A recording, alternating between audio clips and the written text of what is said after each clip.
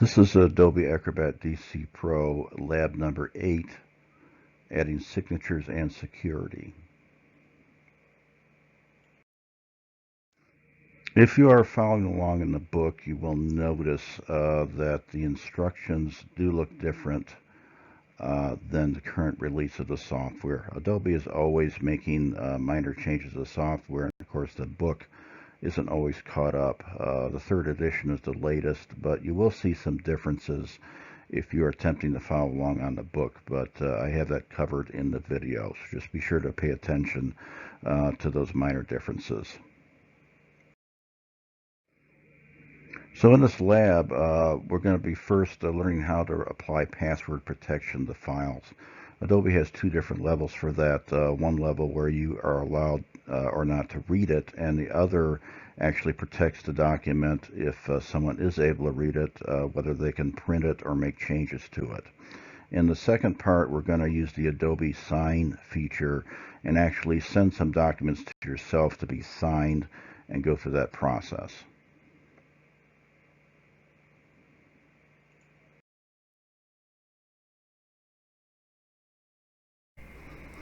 We're going to start by applying password protection to a PDF file. So we're going to open the file local logo.pdf, and we're going to go into a new tool that is called the Protect tool. You can see it here on the right. If you don't see it there, it's under the Tools tab near the bottom under Protect and Standardize. You can click on that. And now we're in that mode, and what we want to do to start with is protect this using a password. So click protecting using password, and this is what's different from the book. Go ahead and instead of using this up here, click on advanced options and click encrypt with password, and then go ahead and say yes to this message here. Now from the screen, we can go ahead and set two different types of passwords. The first one on top is setting a password just so you can open or read the document. So check that box. Go ahead and type a password in, and you can use whatever password you want. Just make sure you write it down and remember it. I am going to use KVCC123 for this password, and it doesn't need to be 6 characters or less. Also notice this is a weak password. Normally you'd want to use much stronger passwords than that. Also, to restrict editing, we're going to say printing allowed low resolution and changes allowed only for commenting. And then we're going to put a password in there. I'm going to use Adobe 123. And once that's in, go ahead and hit the OK button. Now after you've hit OK, then notice that you have to confirm the password. So the first one, that first password was the KVCC123 that I used to read, and hit OK. And it's OK, you're going to see this message. You can actually click Do Not Show Again. It's saying that some documents opened with third-party non-Adobe software may not accept that password or even enforce it. So I hit OK on that, and then this is the second password for the permissions for editing, and that was the Adobe 123, and hit OK on that one. And now this is the same security settings will not be applied until you save it, so remember that. We're going to go ahead and click Do Not Show on that again. Now that we've completed those security settings, we're going to go ahead and do a Save As. This is your first lab file, so do a File Save As, and as usual, use the same technique we've been using. This will be your name, Lab 8 Part 1, and hit Save. And then go ahead and close that. We're going to reopen it, and we will see if the password settings are actually working. So we're going to go ahead and try these security settings out now. Go ahead and open your lab file you just saved, and it's prompting for that first password. So that's the KVCC123 that I put in, and hit OK, and now we can get into it. So we can read it at this point, but we can't edit it. So if I click on Edit PDF, notice that it asks for the other password. That's the Adobe 123.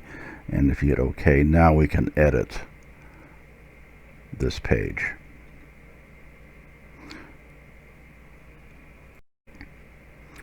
We can go ahead and close this document now and close everything out. We will go ahead and not save the changes, and now that file is ready to turn in.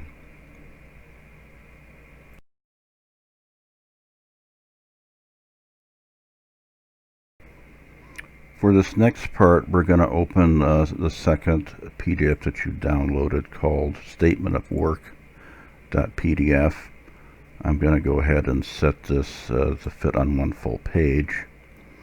And we're going to again open the same feature we've been using, which is the prepared form function. And this time we're going to leave it single file. Check this document requires signatures. Make sure auto detection is on and click the Start button. And then hit OK. Now if we scroll down to the authorization signature page, which is the last page, this is where we're going to be working. Okay, so we're at the last page. I'm going to make this a little larger so you can see it.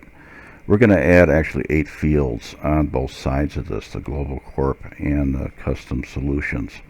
And the first 4 fields are going to be signed, set to sign by the signer, and the second 4 will be for the sender. So we're going to go through how to do that.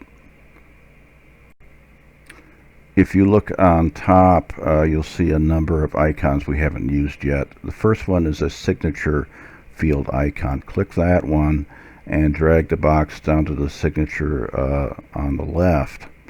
And we're going to leave that set for signer. If you click this, you see a number of options, but we want this one to say signer, as all of these on this side will say signer, so we use the default. So the next one you're going to pick is the title or the name field, which is the person shape up here, and then you're going to click that one, and the same, you leave it default. The next one is the title field, which looks similar, but the person's wearing a tie and the icon, and we're going to click that and move that down for the title. And then the calendar icon will give you the date field. Now we've been able to leave these default because they all say signer. Now we'll do the other side here. The only difference is going to be that these are going to be for the sender. So we're going to do exactly the same thing. Start with the signature field, but this time on the pull down we're going to select sender, and then go on through and put the name field in and set sender, the title field, and set that for sender, and last the date field, and that is of course sender as well.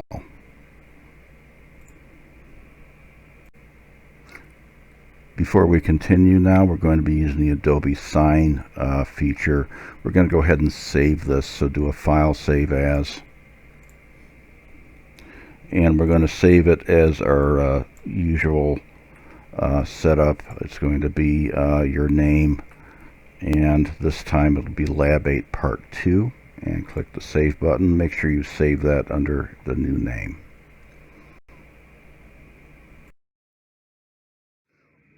So for this next step, you're going to need 2 email addresses. The first one is going to be where it's being sent from, and that has to be the email associated with your Adobe account, whatever that may be.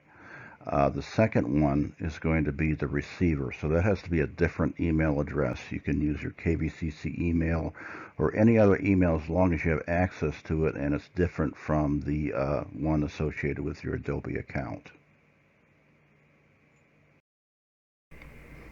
Okay, on this part we're going to go ahead and send this out for signatures, and this happens through your Adobe account that you set up. So click on Adobe Sign, and the easiest way to do this is actually click the More Options button and then wait for it, and we're going to have the recipient's emails in order. So the first email is going to be whatever email is not on your Adobe account. In my case, I'm using my KVCC account. And the second account is going to be whatever is associated with your Adobe account. And as you can see, when I put that in, it recognized as being my account, so it'll put myself in this because it recognizes that is your master Adobe account. Now, we're not going to add anything else, but keep in mind you can add text to this message here. You can also add more files as attachments as well. But as long as you have the first email address it goes to is the one that is not your Adobe account, and the second one is going to be your Adobe account. Click the Next button, and it will process it. Now, the amount of time that takes is going to vary depending on how fast your internet connection is and how fast your computer is. And now, as you can see, we have this is what the first person is going to see, and you still have to click the Send button on top. So go ahead and click Send, and now it has successfully been sent for signatures. So I have logged in to my KVCC account, which is where I sent the first signature to. And I've received a message and opened it, and as you can see, you'll see something like this where it says Review and Sign. You go ahead and click on Review and Sign right in the email. And this is now in the Adobe Sign application. You actually see a little arrow there pointing to where it wants you to go. So now you can click here to sign the document electronically. So go ahead and click that. Now this has picked up a previously used signature here. I'm going to click that again, and what you have here is the ability to put your own signature. If you want to use that under the Draw option, you can use your mouse to try to sign it, which usually doesn't turn out too neatly. You can do that, and also you can type it in, and it just comes in print, or you can actually put an image or take a picture from a mobile device as well. We're going to stick with the drawn signature here and then hit Apply. And after that, the job title.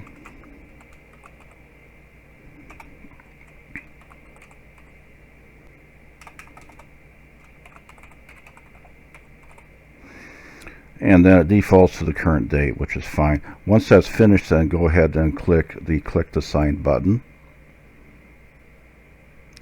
And that pretty much takes care of the first signature. For the Technic Signature, you can actually do this from your Adobe application. Now, I've closed the file that I just sent, and I'm going to go down to from the home page, down from the Recent to the All Agreements. And you'll see that this one on top says Waiting for You. The other two are previous tests of this. If you click on that,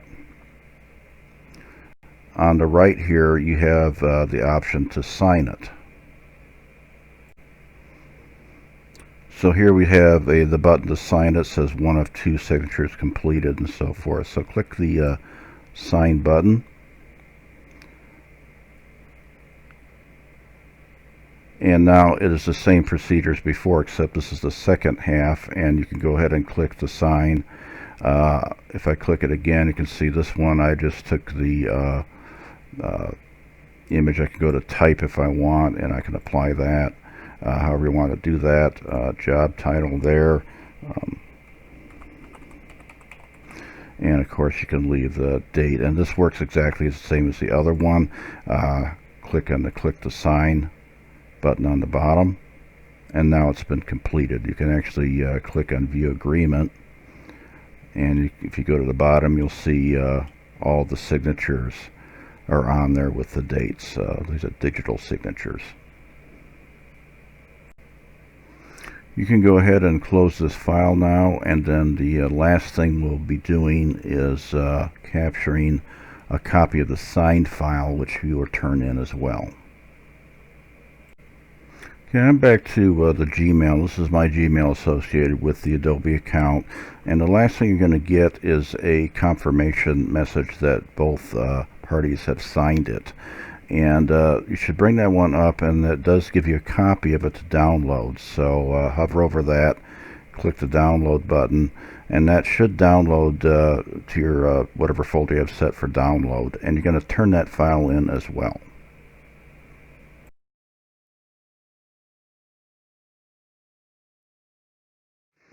So there will be 3 files to turn in. The first one is just your local logo PDF that's had the security modified. And then the second 2 documents are nearly identical. The first one is your statement of work with just the signatures added but not signed. The second one is the one you have downloaded from your final email confirming that both signatures are on it. And when you download that, it will actually come out as part 2-sign.pdf, so you can turn it exactly that way. So there's the 3 files you're returning in. Make sure the third one has the actual signatures on it. This completes lab number 8. This is our last Adobe Lab for the semester.